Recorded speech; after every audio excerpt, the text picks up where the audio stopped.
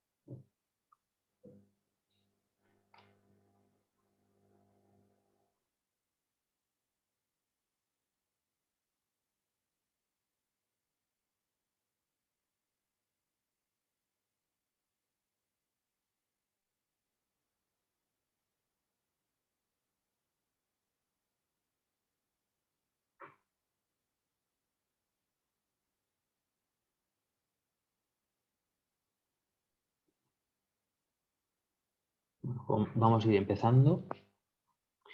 Bueno, buenas tardes, bienvenidos a una nueva jornada organizada por GOSTU, Grupo Operativo Superautonómico Tuberculosis, que es una entidad de ámbito nacional y de enfoque multidisciplinar nacida en 2017. El grupo operativo cuenta con 8 miembros beneficiarios y 5 colaboradores.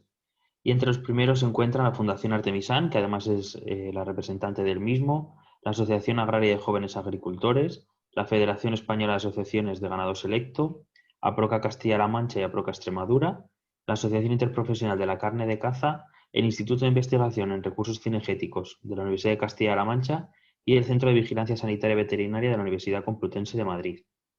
GOSTU resultó beneficiario en la convocatoria del año 2019 de una ayuda para la ejecución de proyectos de innovación de interés general por grupos operativos de la Asociación Europea para la Innovación en materia de productividad y sostenibilidad agrícolas, con el título Proyecto para la aplicación de las medidas innovadoras en diagnóstico precoz y control eficaz de tuberculosis en ganadería extensiva y fauna silvestre, de una duración de 24 meses y de un importe total de 444.167,73 euros.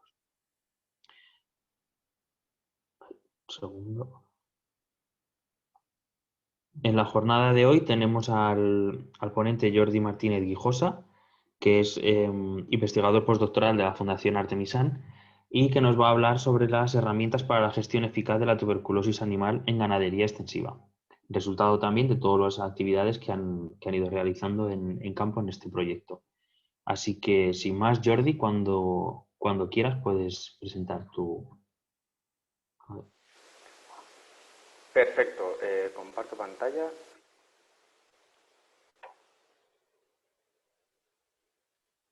Bueno, perdona que te corte un segundo, Jordi. Si tenéis cualquier tipo de pregunta o de duda, en la parte inferior de vuestras pantallas tendréis un botón que pone preguntas y respuestas y ahí la podéis dar, podéis pulsar y escribirnos todas vuestras dudas y una vez que termine la ponencia Jordi, pues daremos paso a leer todas las preguntas para que las conteste sin ningún tipo de problema. Ya, ya puedes seguir, Jordi. Vale, se ve bien la presentación, ¿no? Sí, Vale, pues nada, como ha dicho Juanma, esta charla es sobre herramientas para la gestión eficaz de la tuberculosis en ganadería extensiva, principalmente enfocado a pues la interacción con fauna silvestre y con otros reservorios y un poco con un enfoque integral, ¿no? Y se complementa con la charla que habrá el día 22 que está enfocado sobre todo a terrenos cinegéticos, ¿no? A la gestión de la tuberculosis para la fauna silvestre desde la fauna silvestre. Y esta es más para ganadería extensiva. Como ha dicho, soy Jordi Martínez Guijosa y soy doctor en biología y especializado pues, en este tipo de temas. Y como veréis, pues pondré diferentes ejemplos de toda la geografía española para situarnos, ¿no? La estructura de la presentación, pues una breve introducción, poniéndonos en contexto, y después el guión será los diferentes factores de riesgo que tenemos que tener en cuenta en la gestión de nuestra ganadería para evitar eso, fuentes de riesgo de infección de micobacterias, ¿no? Que son la familia de bacterias que causan la tuberculosis bovina o tuberculosis animal, como veremos, pues no solo afecta al ganado vacuno. Después los enumeraremos uno a uno. En cuanto a la introducción, pues bueno, aquí intentamos transmitir un poco el concepto de gestión ganadera responsable o inteligente, va un poco unido de la mano. Y es que en primera instancia la ganadería extensiva es una práctica tradicional, ¿no?, que hace uso de los recursos naturales de cada lugar en particular, pero en última instancia es también un negocio que tiene que salir rentable. Entonces esta gestión ganadera responsable o inteligente es ese uso inteligente de los recursos para mantener la viabilidad económica y también la sostenibilidad en el tiempo, tanto económica como ecológica, ¿no? Dentro de ello está la gestión sanitaria. Si sanitariamente no es viable la ganadería, pues tampoco lo es económicamente. Y para ello pues hay que tener en cuenta al ganado bovino, pero no solo al ganado bovino, sino a otros reservorios domésticos y, como veremos, a los reservorios silvestres, que mucha gente que está viendo la charla seguramente ya lo tiene presente, por eso está aquí. Para ello se ha diseñado a lo largo de diferentes proyectos, ya llevamos años con esto, y el grupo operativo GOSTU es un poco pues el último colofón que nos está permitiendo transmitir toda esta información científica y técnica pues a todo aquel que lo necesite. Es un protocolo de evaluación de bioseguridad en ganadería bovina extensiva enfocado a campo, ¿no?, a los problemas reales que hay en el campo. Y este protocolo, muy rápidamente, para no extenderme mucho, que se está editando como tal para que la gente pueda llevarlo a cabo de forma sistemática, se basa en 4 pasos principales. Uno es un recabado de datos, donde obtienes datos georreferenciados de cartografía, mapas, ¿no?, al fin y al cabo, y datos oficiales tanto por la parte de medio ambiente como por la parte de sanidad animal, ¿no?, de saneamiento de la explotación, movimientos de animales, las bolsas de caza, censos de fauna silvestre, si es el caso. Con esta información, ya en la explotación, pues recabamos información in situ, con una encuesta al ganadero o el gestor, y después, a través de ese mapa que teníamos previamente, pues se va completando con todas aquellas características de la explotación, porque cada explotación es un mundo, que son relevantes para la transmisión de la tuberculosis. Posteriormente se desarrolla un informe detallado y personalizado para cada explotación, y se evalúan los riesgos y se proponen medidas de acción que después serán implementadas, normalmente serán varias alternativas y serán implementadas por el ganadero o el gestor. Y finalmente, pues hay que llevar una monitorización y una verificación de que esas acciones están funcionando, porque todas no funcionan igual en todos los lugares. Y ahora ya vamos, ¿no?, a las diferentes partes de esta charla, que un poco pues, nos llevan de la mano para explicar todos los problemas que nos podemos encontrar y las posibles soluciones. Como he dicho, estos son pues agua, ¿no?, el alimento, la suplementación mineral, el almacenaje del alimento, los purines y excrementos, la gestión de pastos, los vallados, el ganado bovino como tal. Un segundo que me lo tapa aquí la ventanita. La presencia de fauna silvestre en la ganadería, el tejón, que es otro reservorio silvestre no cinegético, y el ganado no bovino, que puede ser susceptible de tuberculosis y puede transmitir las micobacterias. Como he dicho antes, aquí quiero remarcar de nuevo que no todos los factores de riesgo tienen la misma importancia en todas las ganaderías. Cada ganadería es un mundo y además en cada ambiente, en cada parte de la geografía española y del mundo, porque este problema no ocurre solo aquí, pero ahora nos enfocaremos aquí, pues tiene una gestión tradicional de los pastos y del ganado particular y tiene una climatología diferente, la composición de especies es diferente y por tanto cada factor va a afectar, va a jugar un papel diferente y hay que analizarlo en cada caso. Aquí se explica de forma muy resumida, pero yo creo que se dan las herramientas necesarias para que cada uno evalúe el riesgo de cada factor e intente buscar soluciones. En cuanto al agua, el agua empezamos por uno de los platos fuertes, porque es uno de los principales factores de riesgo, y su papel epidemiológico nace principalmente de la capacidad de supervivencia de las micobacterias del complejo Mycobacterium tuberculosis, que son concretamente las que causan la tuberculosis animal, su capacidad de sobrevivir en el ambiente. Esta capacidad es muy alta en ambientes húmedos y en diferentes estudios se ha visto que hay mayor presencia de estas micobacterias en barro que en agua. ¿Vale? Es decir, es más peligroso la presencia de barro que de agua como tal. Aquí me extiendo un poco. La capacidad de supervivencia de las micobacterias en el ambiente no es total, es decir, no son extremadamente resistentes. Hay factores como la desecación, como la luz ultravioleta del sol, que las afectan mucho. Es decir, se pueden clorando el agua o con cualquier desinfectante mueren, ¿no? Pero sí que es verdad que en un ambiente natural pues es mucho más difícil de gestionar esto. Después, ¿qué otras evidencias científicas hay respecto a el riesgo que implica el agua?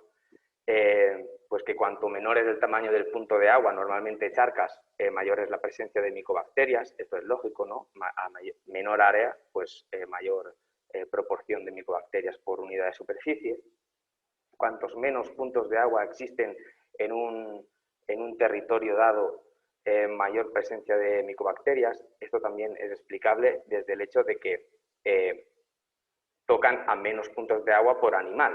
Y cuando, pues eso, a la misma cantidad de animales infectados que estén excretando la micobacteria, pues más micobacterias habrá en cada punto si hay menos puntos. Y después esto está relacionado con la mayor presencia de micobacterias en aquellos lugares donde se ven individuos enfermos.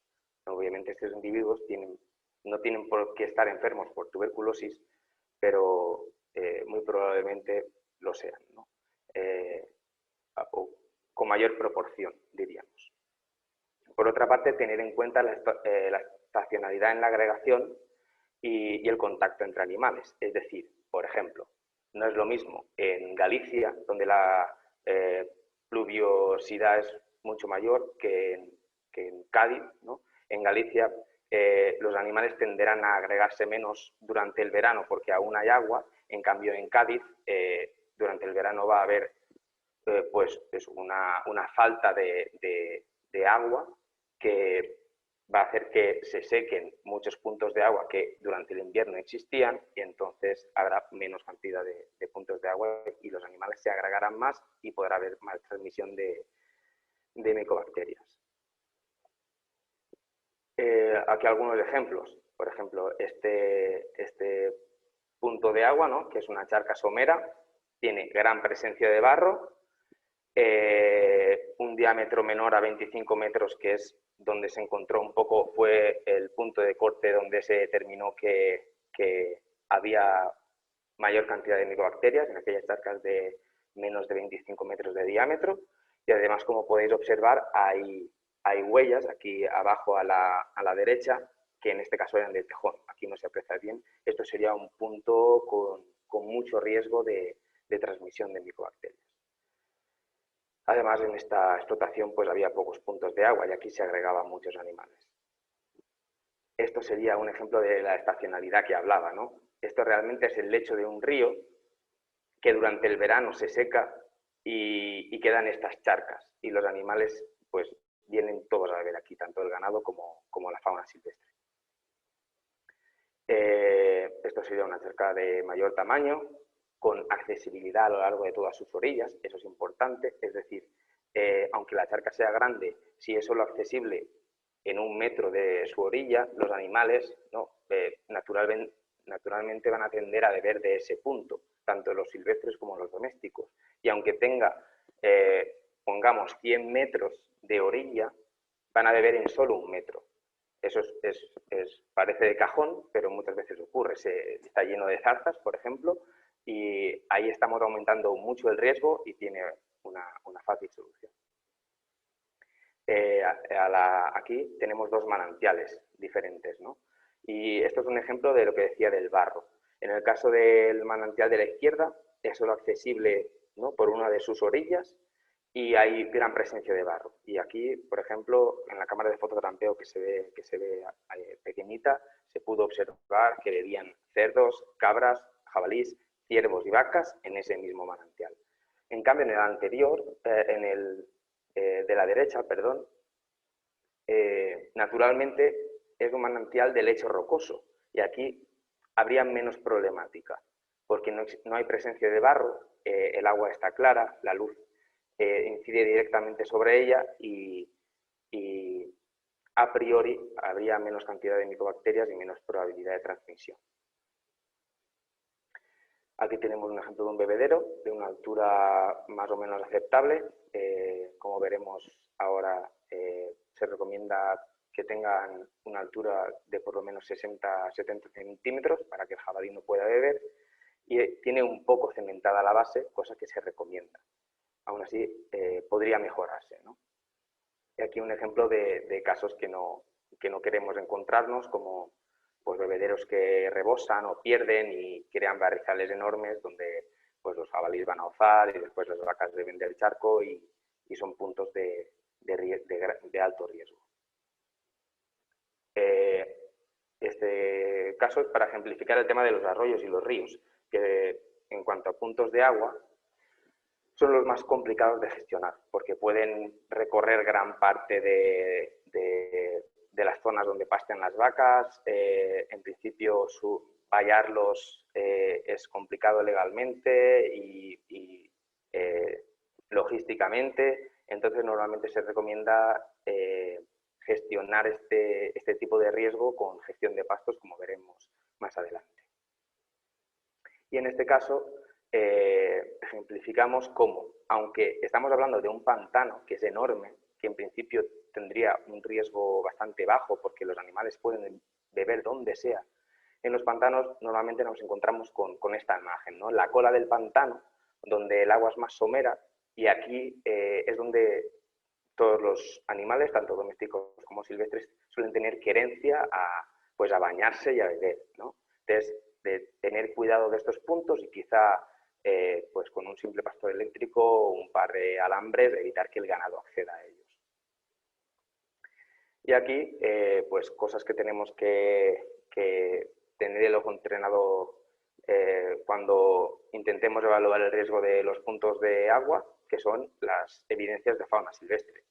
Podemos ver de izquierda a derecha y de arriba a abajo pues una huella de jabalí, en este caso, un rascadero de jabalí, bañas de jabalí, una huella de tejón, pelos de tejón en un alambre de espino y heces y huellas de cérvido abajo a la derecha.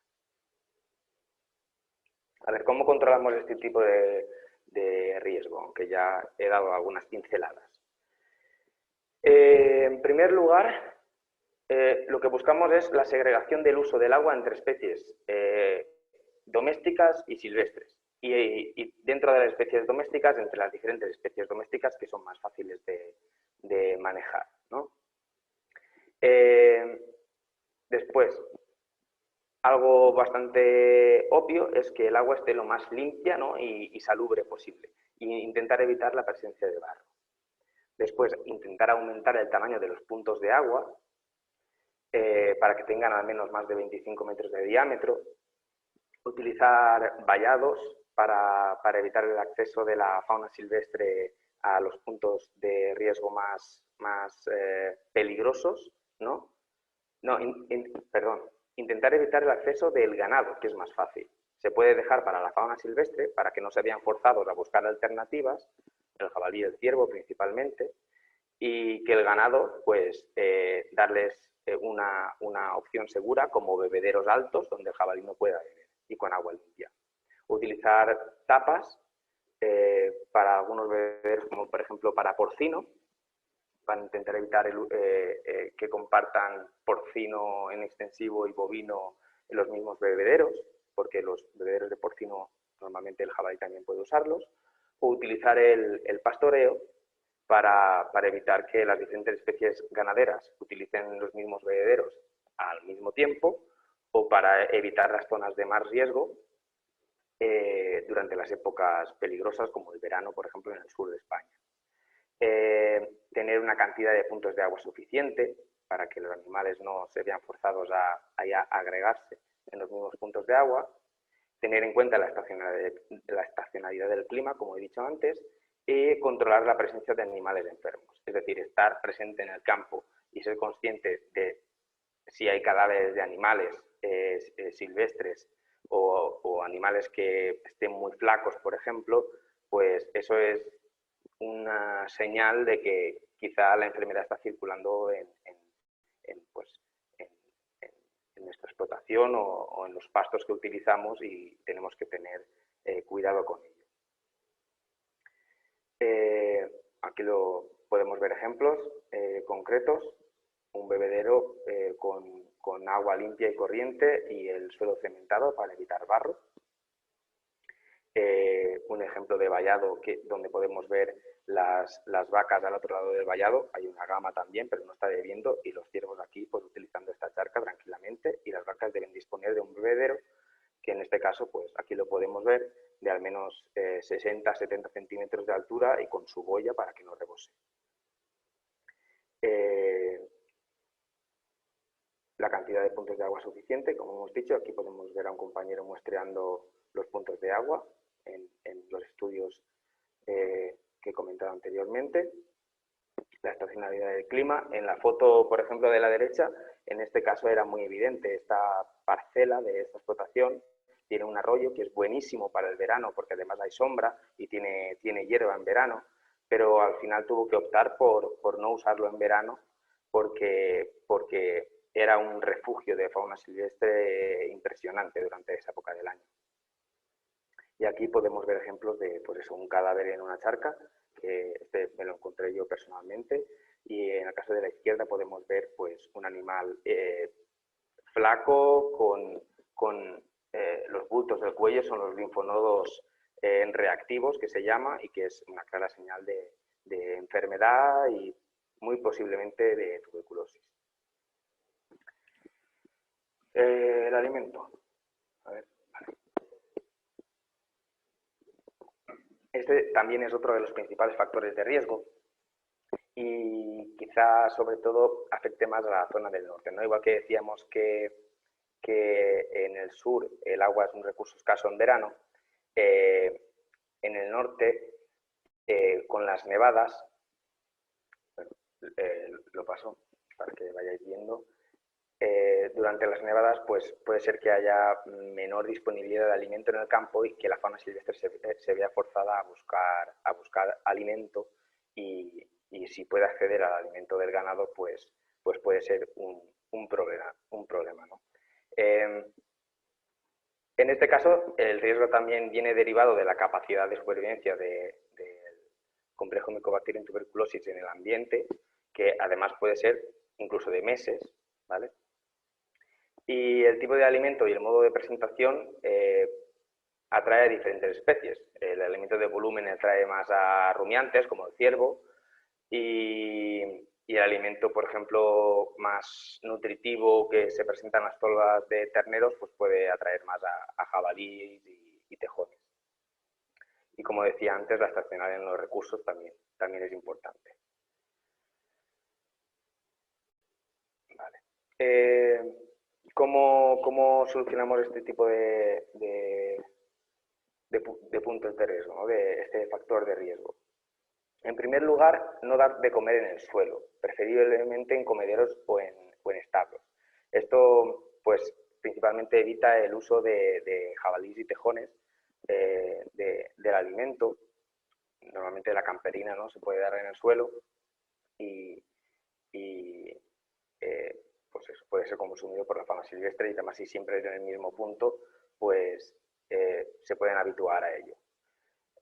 Una alternativa o un complemento puede ser dar los tacos por la mañana, ¿no? Si, en el caso de los tacos, para que las vacas lo consuman durante el día y la fauna silvestre, que durante el día no suele estar activa, pues no tendrá acceso a él. Además, si ajustamos la cantidad de alimento a lo que van a comer ese día, no sobrará y los animales silvestres no se habituarán a que en ese punto hay comida. Como he dicho, también cambiar de punto puede ser útil, ¿no?, para que no se habitúe la fauna silvestre. Y por otra parte, en el caso de las tolvas para terneros, hay un diseño, vale, que he escuchado un ruido. Hay un diseño de tolvas selectivas que evitan, o sea, tiene como unos barrotes móviles que hace que los jabalíes y los tejones no puedan comer mientras los terneros pueden comer tranquilamente.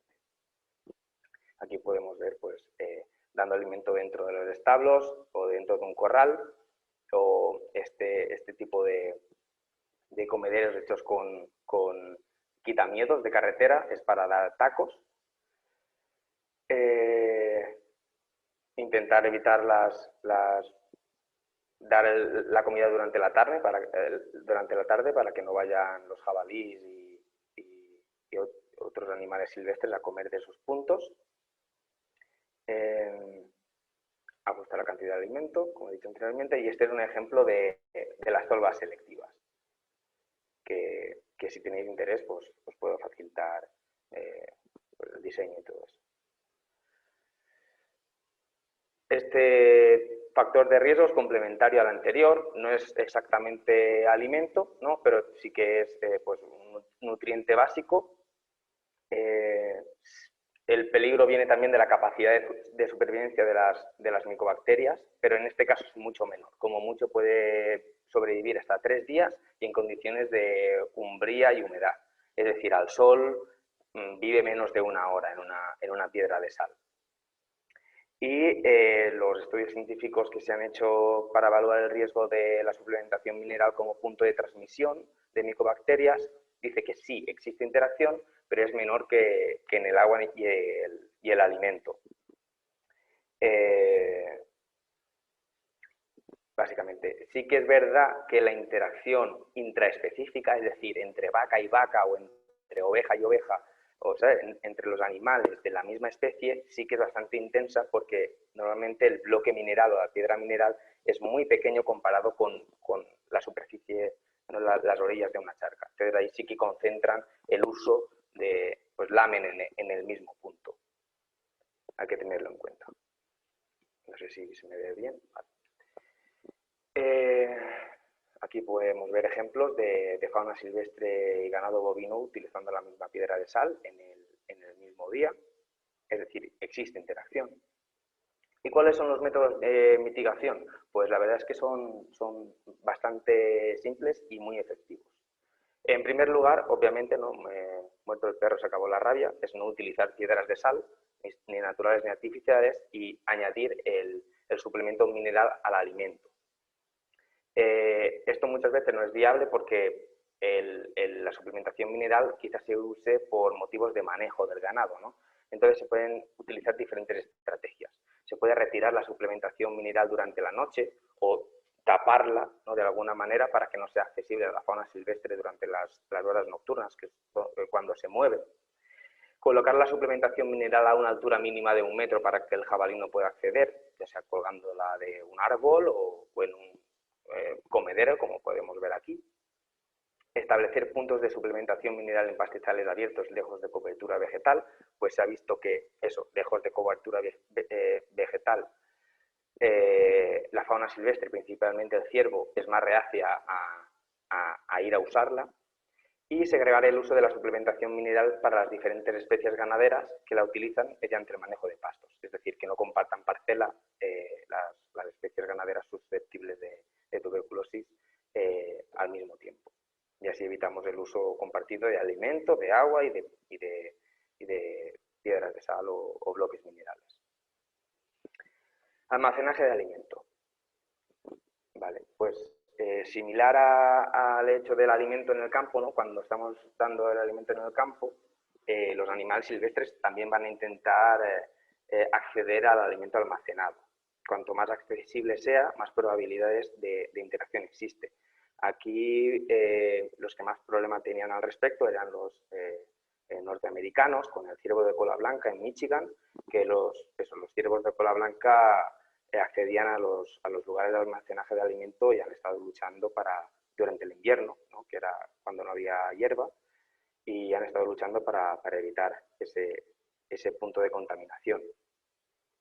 Y como he dicho antes, ¿no? El ciervo de cola blanca intentaba acceder en invierno porque esto está sujeto también al tema de la estacionalidad de los recursos. Aquí hay un vídeo que podemos ver. En las fotos de fototrampeo, esto es de Navarra y podemos ver un jabalí y un tejón saliendo de una parcela donde se almacenaba alimento para el ganado. Y aquí hay un vídeo.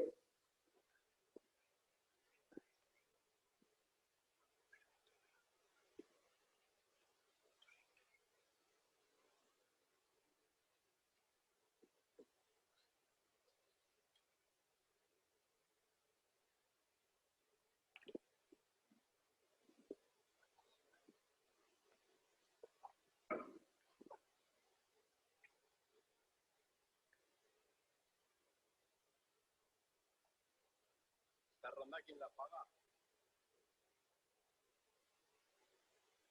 ¿Pagas tú? No, no, come, sírvete, Bueno, te vayas. No, no, tranquilo, que era broma. No, no, que te invito. Quédate.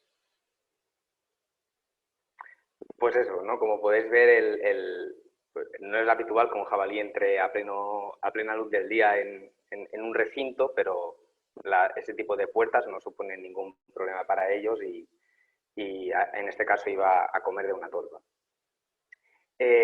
¿Cómo evitamos todo esto? Pues el objetivo es evitar que los reservorios silvestres accedan al interior de los edificios e instalaciones y la solución sería almacenar el alimento en lugares cerrados a prueba de ungulados silvestres. Es decir, en este caso hemos visto pues, una puerta que el jabalí se cuela por debajo y ya está.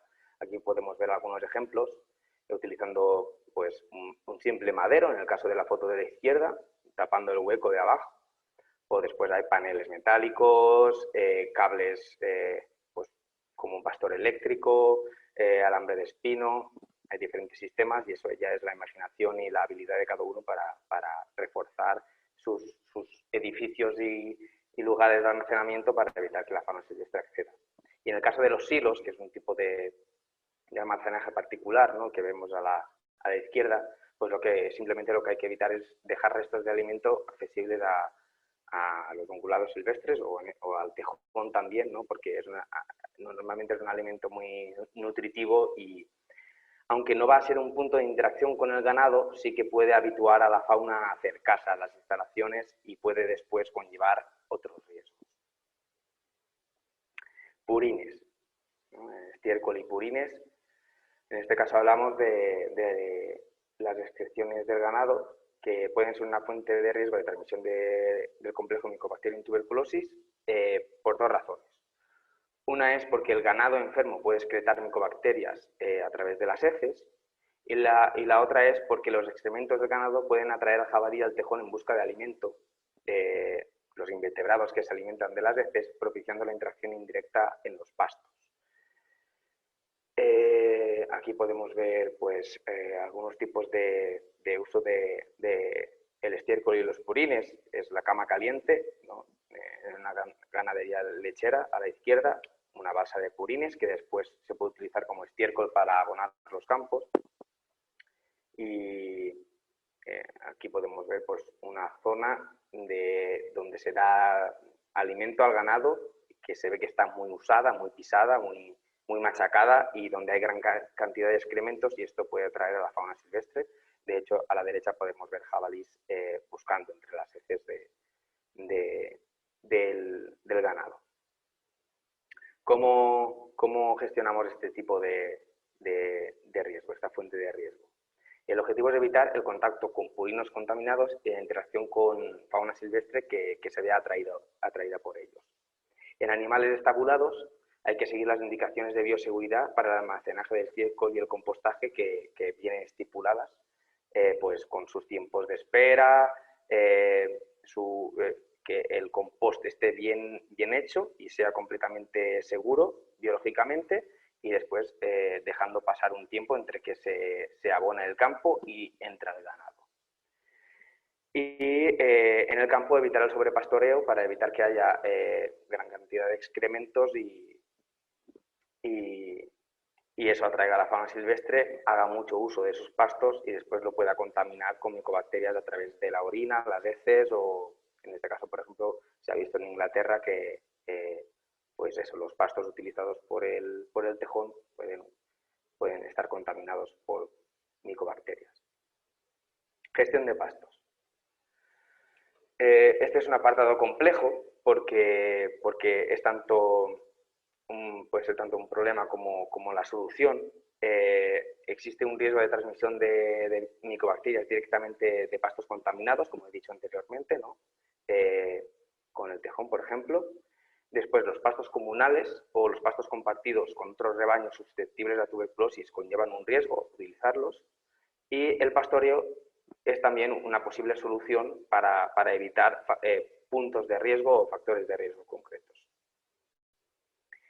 Aquí podemos ver pastos comunales, diferentes rebaños a la entrada de unos pastos de montaña. ¿Cuáles son los métodos de mitigación del tema de los pastos contaminados y los pastos comunales? Pues el primero sería evitar los pastos comunales y el uso de parcelas dispersas. Evitar el uso de los pastos comunales muchas veces es imposible, pero sí que se puede intentar pues, parcelar o repartirse un poco el territorio. Y eso, también si estamos seguros de que los rebaños que están utilizando esos pastos comunales son totalmente seguros, no hay ningún problema, pero no siempre al 100%. Y el uso de parcelas dispersas es porque en algunos lugares la forma tradicional de ganadería hace que las vacas utilicen parcelas de pequeño tamaño que están repartidas por zonas apartadas entre sí, y eso obliga a tener que mover el ganado de una parcela a otra, teniendo que interactuar con otros rebaños, bebiendo de zonas no controladas y conlleva un riesgo. Se ha visto pues eso, estadísticamente, numéricamente. Garantizar con medidas de bioseguridad correctas la mayor separación posible entre los distintos rebaños que aprovechen los pastos compartidos, como he dicho anteriormente, y asegurar una correcta gestión sanitaria de los animales domésticos que utilizan estos pastos, ¿no? Es decir, intentar que estén lo más sanos posible. En cuanto a pastos propios, ¿no? Cuando se utilizan no pastos comunales, sino pues los pastos de una propiedad concreta, hay que evitar que el ganado susceptible paste en zonas de especial afluencia de reservorios silvestres. En el caso, por ejemplo, de la foto de la izquierda, es una pradera en Cataluña que linda con un parque natural donde no se puede cazar y que está lleno de ungulados silvestres, y pues ahí hay que tomar medidas muy concretas, y por ejemplo se podría utilizar esta parcela para cultivarla y tener alimento para el invierno, por ejemplo, intentar pastarla pues lo mínimo posible, porque vallar en este caso es imposible. En el caso de fincas más extensas, más típicas del sur, se debería, si hay un aprovechamiento doble del terreno, intentar separar el uso cinegético del ganadero para que no compartan espacio, es decir, tener una zona ganadera donde apliques medidas de bioseguridad enfocadas a la ganadería y después una zona de uso para la actividad cinegética y gestionada a tal efecto. Y después ser inteligente e ir a la fuente de riesgo en los pastos. Es decir, si unos pastos son peligrosos por un factor de riesgo en concreto, como en el caso del río que decía anteriormente, pues intentar gestionar ese riesgo primero y después, si no es viable, como en este caso, pues directamente lo que haces es evitar esos pastos durante una época del año. Vallados. A ver, los vallados es un poco lo mismo, que tiene una doble vertiente. El objetivo de los vallados ganaderos es manejar al ganado de forma efectiva, ¿no? Evitar que el ganado se desplace por donde quiera y que permanezca en una zona concreta. Pero asumimos que son permeables a fauna silvestre. Es decir, el ciervo puede saltarlo, como hemos visto en la foto anterior, y el jabalí puede rebasarlo por abajo, como en la gatera que vemos en la foto de la derecha, o este muro caído, ¿no? Por ahí pasa, de hecho, suelen ser los jabalíes los que tiran esos muros. En determinadas circunstancias se requerirá un vallado a prueba de reservorios silvestres, que pues, puede ser un vallado cinegético, o ya en casos más concretos, para parcelas más pequeñas, utilizar mallazo para proteger ciertas zonas. Aquí podemos ver un jabalí con rayones pasando por debajo de una gatera, un vallado donde hay porcino en extensivo al otro lado, ¿no? Aquí podemos ver claramente que el vallado no supone ningún problema para ellos. Este es otro vídeo donde podemos ver ciervo rebasando un vallado.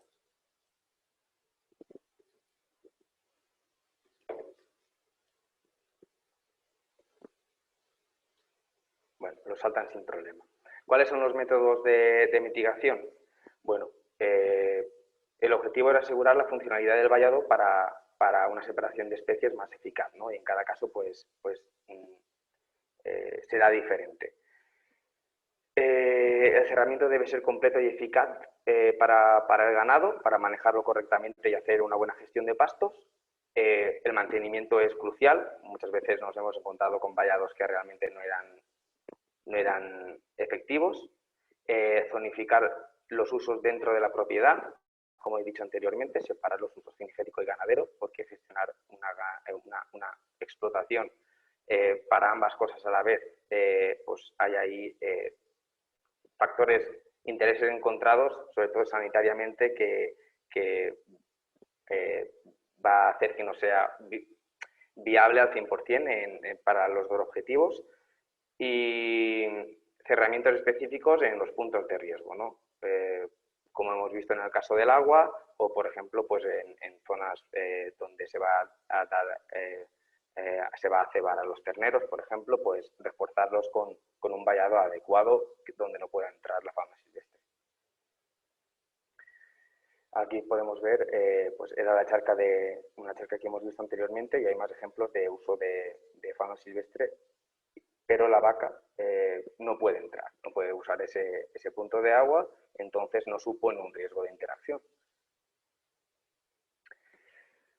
Ya estamos terminando. Este apartado pues es para remarcar que el ganado bovino sigue siendo la principal fuente de riesgo de tuberculosis para el propio ganado bovino, ¿vale? Bueno, no me voy a extender mucho, ya conocemos pues, es la principal problemática, todo esto, ¿no? Este trabajo va enfocado en intentar controlar y erradicar la tuberculosis bovina en el ganado vacuno.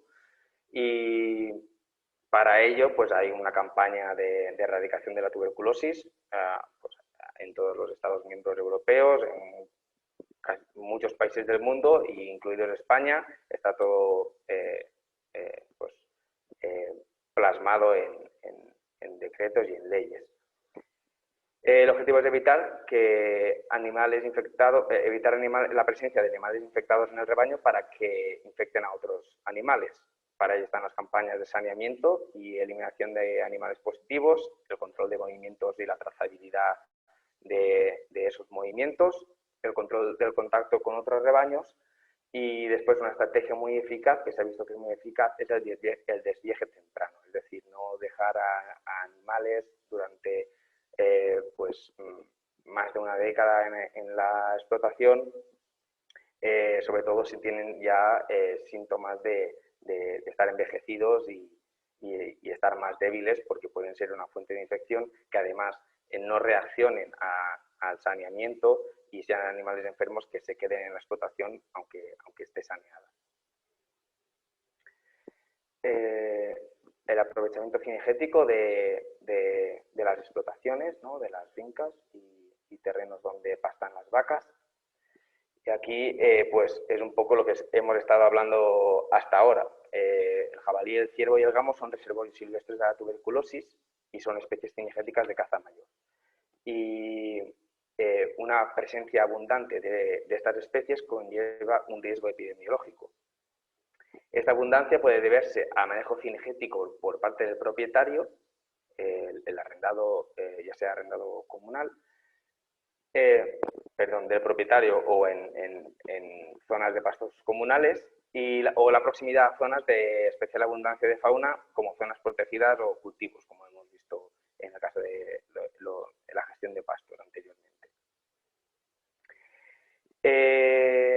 Los métodos para controlar este factor de riesgo, ¿no? De la sobreabundancia, podríamos decir, es evitar atraer a los animales a la explotación y no propiciar la sobreabundancia, obviamente. Para esto, repetimos otra vez, hay que segregar los usos cinegético y ganadero, no se puede tener todo a la vez. Y si es posible separar la ganadería de la zona protegida, por ejemplo, donde no se puede cazar, de alguna manera, pues eso evitará la entrada de fauna silvestre a nuestros pastos. Y si no, pues se puede utilizar, por ejemplo, esas zonas colindantes con zonas de especial abundancia de fauna como pues zonas de cultivo, y sí, ya separar mediante un vallado en condiciones la parte que van a pastar las vacas de esa parte de cultivo, y hace como una especie de tampón entre la zona natural, por decirlo de alguna manera, y la zona ganadera. Y por otra parte, no alimentar a la fauna para no atraerla a la explotación, y intentar que no se sienta cómoda, es decir, que no existan espacios donde la fauna campe a sus anchas. Y, por ejemplo, aquí podemos ver un encame de jabalí en una zona de hierba alta donde es imposible controlar si hay o no fauna silvestre. Y ahí ven tranquilamente. Esto se puede hacer mediante actividad cinegética o con perros, con la misma presencia humana los puede ahuyentar, pero tienes que estar ahí continuamente para que no ocurra. Ya terminando, el tejón. Es una especie silvestre que también es reservorio de la tuberculosis y puede transmitirla, pero no es una especie cinegética, por eso la ponemos aparte. Se siente atraído por las zonas ganaderas y los recursos que hay en ellas, propiciando la interacción con el ganado, y su abundancia es muy variable geográficamente. Entonces, está presente en toda la península, pero sobre todo es más abundante en la zona de la España atlántica, ¿no? Aquí podemos ver ejemplos de interacción entre ganado y tejón, una huella de tejón. Y los métodos de mitigación pues son varios, pero similares a los que hemos citado anteriormente. Evitar que el ganado acceda a puntos frecuentados por tejones como letrinas, tejoneras o puntos de agua específicos. Si se detecta entrada de tejones a las instalaciones, optimizar o incluir medidas de bioseguridad al respecto, como hemos visto anteriormente, con paneles o tapando las tolvas para que no puedan acceder durante la noche, ¿no? Es relativamente sencillo. Y otra opción sería el control poblacional, pero es un método muy controvertido, además no funciona, parece que no funciona bien, y en Inglaterra, que es donde tienen un problema muy grande con el tejón en este aspecto, y lo han intentado y parece que no funciona muy bien, así que de momento no es una opción. Aquí podemos ver los paneles, que estos están expresamente diseñados para tejón. Y por último, pues hablamos de las otras especies ganaderas que son susceptibles a tuberculosis y pueden transmitirla, pero que no están dentro de las campañas de saneamiento oficiales, ¿no? Hablamos de la cabra, el cerdo y la oveja. El contacto del ganado bovino con otras especies domésticas susceptibles a tuberculosis supone un riesgo epidemiológico, obviamente. Aquí podemos ver pues cabras silvestradas, que esta foto la tomé yo mismo en Cataluña, y pues son cabras no controladas que pueden suponer el mismo riesgo que si hay jabalíes campando por ahí. Después el cerdo también es otra especie. Lo que pasa es que el ciclo vital del cerdo en extensivo, al ser anual, parece que hace que provoque que no sea un riesgo muy alto para transmitir y mantener la tuberculosis en esa misma zona, aunque sí que puede hacer un poco de enlace entre la fauna silvestre y el ganado. Por ejemplo, aquí podemos ver otro vídeo donde vemos un jabalí junto a cerdos ibéricos. Y eso puede hacer de enlace entre el jabalí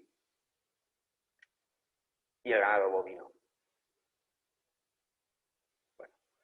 Y la oveja es un hallazgo reciente y parece que no es su predisposición a infectarse por tuberculosis pues no es muy relevante, pero al ser una especie que en muchos lugares es la especie ganadera más importante numéricamente, pues no hay que menospreciarla, ¿no? Porque en cuanto a número de animales infectados, pues en determinados lugares y circunstancias puede tener cierta relevancia, aunque parece que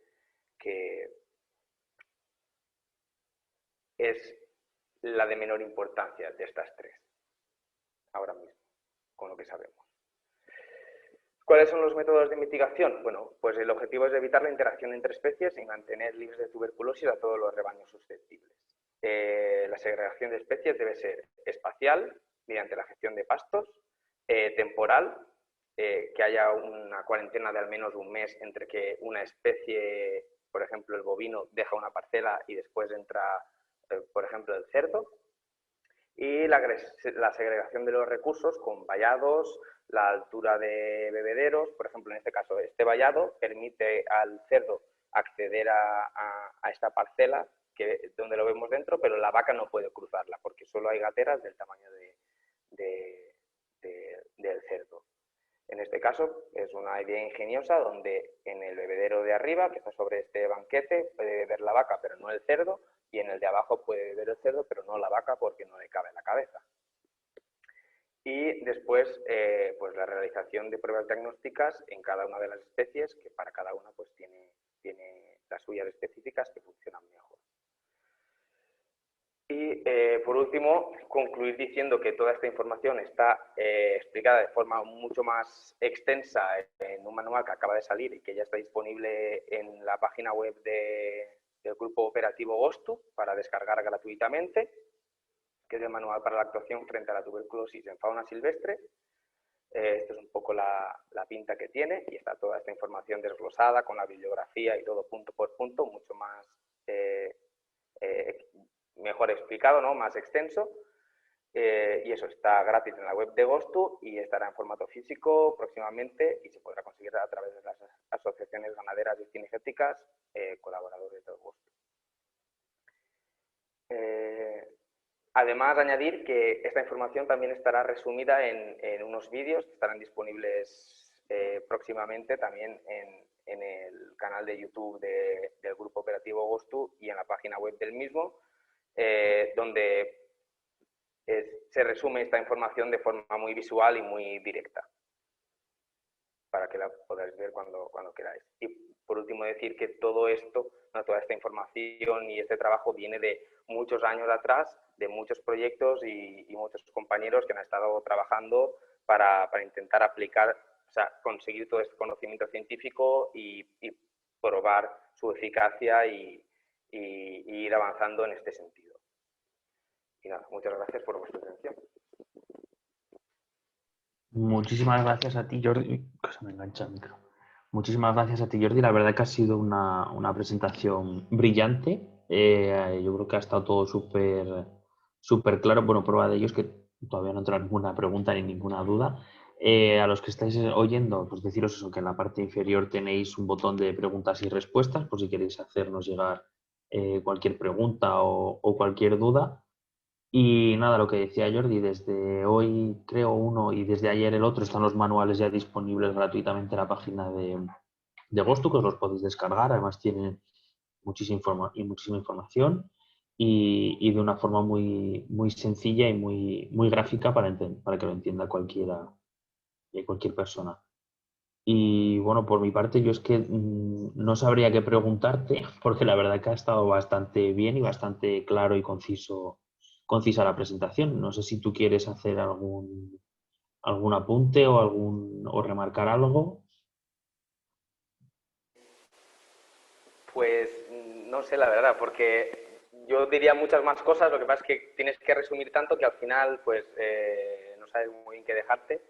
Y nada, simplemente pues un poco remarcar eso, que al final cada explotación y cada ganadería es un mundo particular, pero que lo más importante es saber un poco como si dijéramos entrenar el ojo, ¿no? Es decir, saber cuáles son los factores de riesgo que tienes que tener en cuenta y una vez entiendes el riesgo que implican, buscarle una solución. Realmente nosotros damos ideas pues, sugerencias que han sido contrastadas, ¿no? En el campo, pero después muchos ganaderos nos sorprenden con soluciones que no se nos habían ocurrido y que son muy buenas. Entonces, Yo eso, ayer en la jornada de clausura me llamó mucho la atención uno de los ganaderos que decía eso, que muchas veces también saben qué hacer, pero por dejadez, pues que no lo hacen. Entonces, bueno, yo invitar a los que nos están oyendo, si son ganaderos, que lo hagan, si son veterinarios, que convenzcan a los ganaderos para que lo hagan y que, bueno, que el conocimiento está ahí, que está por algo y lógicamente habrá determinadas situaciones en las que la tuberculosis o sea, poniendo algún remedio de bioseguridad no se vaya a resolver, pero que puede mitigar bastante todo este tipo de actuaciones.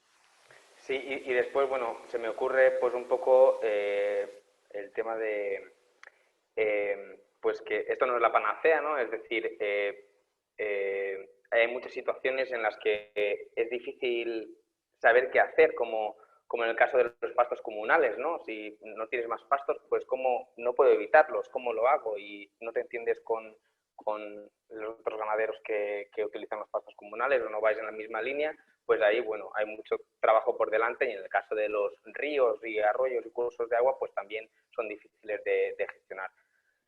Pero y además también añadir que todo esto, todos estos factores de riesgo y medidas por sí solas, cada una por separado, no hacen nada. O sea, la idea es entenderlo como un todo y hacer como una batería de medidas que intenten pues tocar todos los palos y así sí que se puede hacer algo. Totalmente.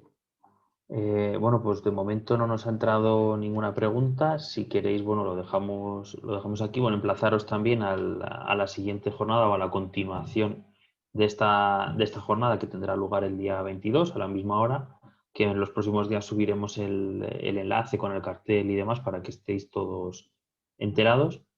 Y pues ya te digo, por mi parte nada más, es que ya te digo, no me ha surgido además a mí tampoco ninguna duda después de la presentación que me ha quedado bastante clara y bastante concisa. Mira, nos llega un comentario. Buenas tardes, mis felicitaciones desde Uruguay. Quisiera saber si hay algún certificado de asistencia al evento. Desde allá, muchas gracias, Karen Maso. Sí, sí que los hay. Si escribes a info, espera, que te lo digo, no sé, siempre me lío si es .es o .com. Si escribes a info@gostu.es con tus datos y a la jornada a la que has asistido, te mandaremos el certificado sin problema. Te repito, info@gostu.es.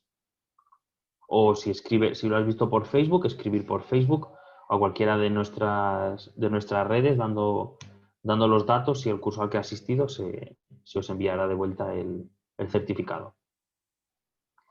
Y nada, por mi parte, pues muchísimas gracias de nuevo, Jordi, por tu disponibilidad, por tu buen hacer. y nos vemos el 22, que es martes, si no me equivoco. Gracias Así a que ti nada, y a vosotros. nada, hasta luego. Hasta luego. Buena tarde.